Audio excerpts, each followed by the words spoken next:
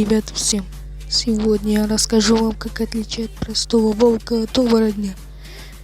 Всем известно, что оборотни появляются только в полнолуние, а волк не гуляет просто так, тут или там.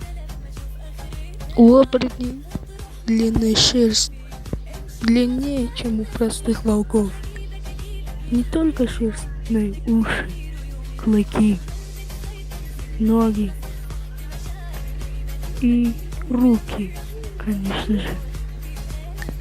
Оборотни ходят на двух конечностях, то есть на двух лапах, а волки на 4.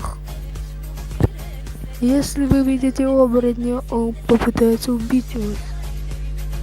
А если вы видите волка, он не пытается вас убить.